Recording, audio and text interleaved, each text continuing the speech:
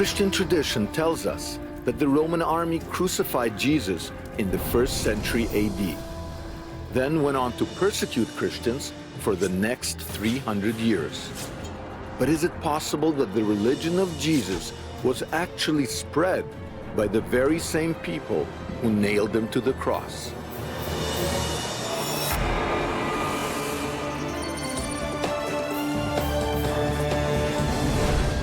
Back in the 1st century AD, the Roman imperial army occupied Judea. Made up of 30 legions, each with approximately 6,000 men, the army was paid to put down anyone who defied Roman occupation. According to the Christian Gospels, Jesus of Nazareth did just that. Branded as a heretic by the Jewish authorities and prosecuted as an anti-Roman rebel by the Roman governor, he was publicly executed in the year 30 AD, forcing his followers to worship in secret for fear of persecution at the hands of the Roman army. Just outside the ancient city of Jericho, there is evidence that the same Roman army that oppressed Christians may have been secretly worshiping Jesus.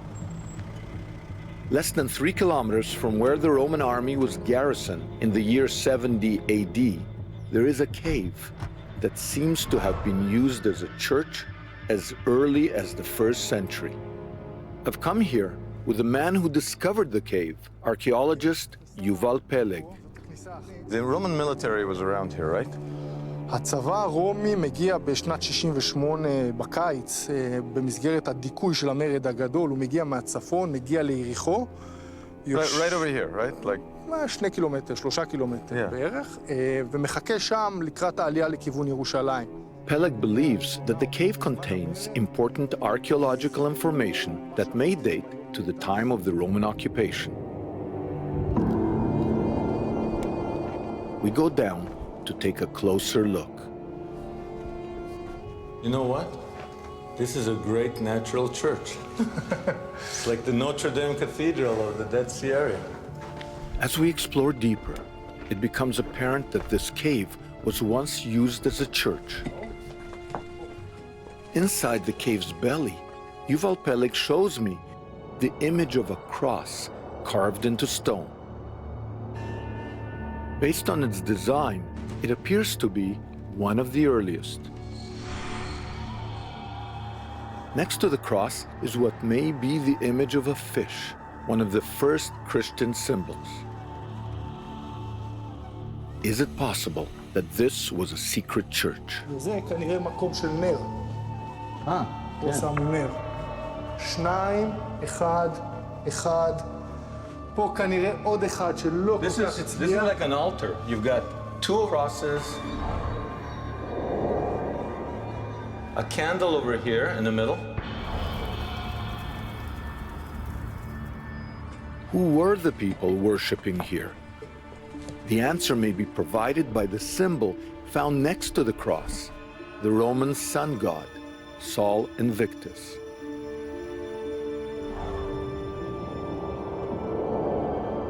The sun is a very important symbol in the Roman army, for example, Apollo, Sol Invictus. מסכים. So is it possible that this cave was a secret church for Roman soldiers from the nearby camp? I'm now shown another symbol that may answer that question. A symbol that looks remarkably like a Roman military standard known as the aquila. A banner topped by an eagle, its wings spread wide in the shape of an upside-down triangle. We have a puzzle. We have a sun, crosses, some kind of symbol. חידה גדולה. To solve this mystery, I traveled to northern Israel, Megiddo, called Armageddon in the Christian Bible. It's here, right next to what is now a maximum security prison, that archaeologist Yotam Tepper has found a compelling connection between the Roman army and the world's first Christians. In the 2nd century, The 6th Ferata Legion came here between Tel Megiddo, where we're standing now, and Megiddo prison, in the big field over there. So the 6th Ferata Legion was camped right there, the Roman military. Yeah. They're basically occupying Judea. They control the north part of the country. Here, archaeologists found a mosaic containing images of fish. At first, they believed the fish were simply decorations. But as excavations continued, they found a definite link to Christianity. The first inscription it was dedicated to Jesus Christ. And we found another 2 inscriptions. The last one talking about Roman army officer, centurion, that give the money for the floor. So this mosaic, there's an inscription dedicating it. Dedicated by a Roman officer. It was confirmed the mosaic belonged to a house church that was built by a Roman centurion. Conclusive evidence that rather than oppressing the first Christians, at least some Roman soldiers were adopting the new faith. Now, this is like 100 years before Christianity becomes the religion of the Roman Empire. This is why it's so important, because if we put everything together, it's evidence of Christian religion in the Roman army. Yeah. But did Christianity in the Roman army spread outside the Holy Land? I now travel to northern England. Hadrian's Wall was built in the 2nd century to defend against Celtic tribes. Vindolanda was one of the military forts along the wall. It's here, in the soldiers' barracks, that archaeologists have uncovered the foundations of a Christian church. A Christian tombstone, crosses, and a so far undeciphered symbol carved into a portable altar. The sun cross reminds us of the ones we found at the cave outside Jericho, evidence that Roman soldiers were carrying Christianity to the farthest outposts of the Roman Empire.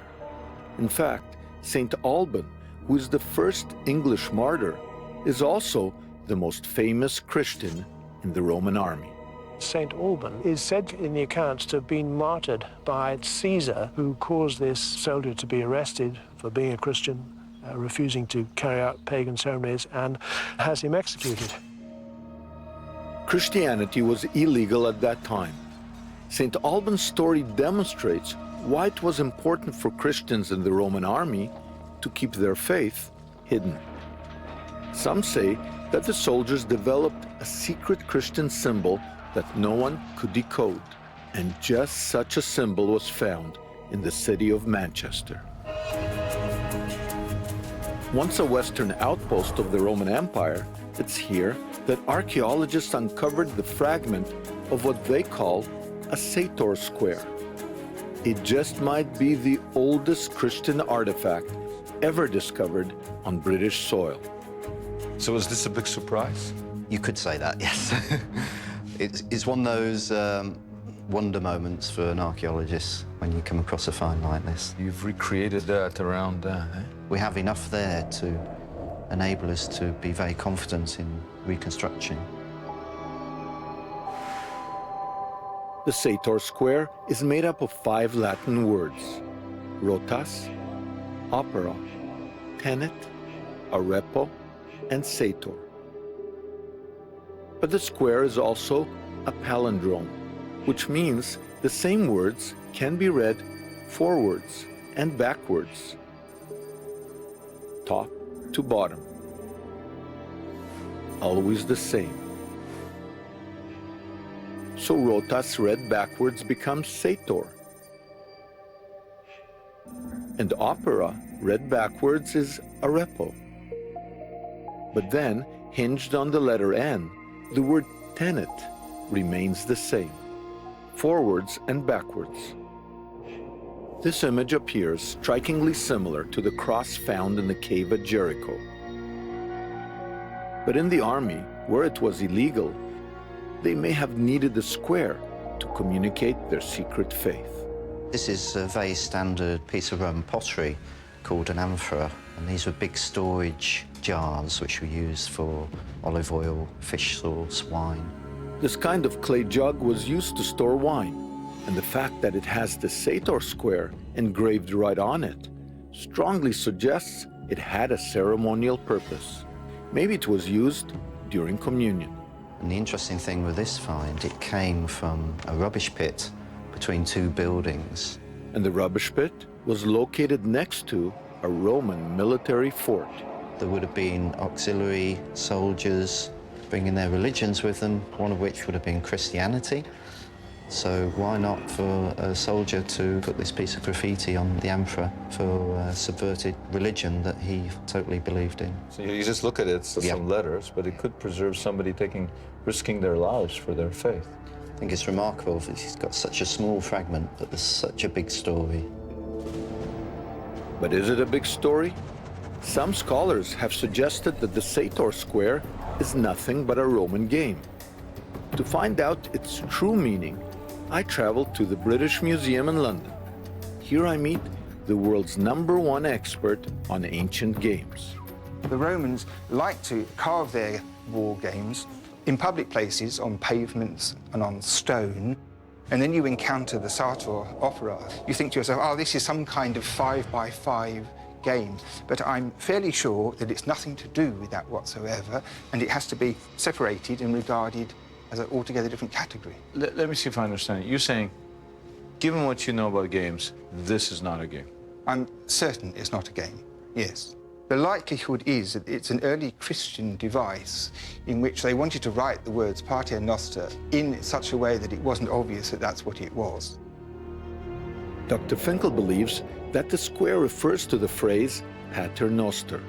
As it turns out, when you reorder the square's 25 letters in the shape of a cross, using the square's only N as your axis, you can create the Latin phrase Pater Noster, which translates as Our Father, the first two words of the most important Christian prayer in the Gospels.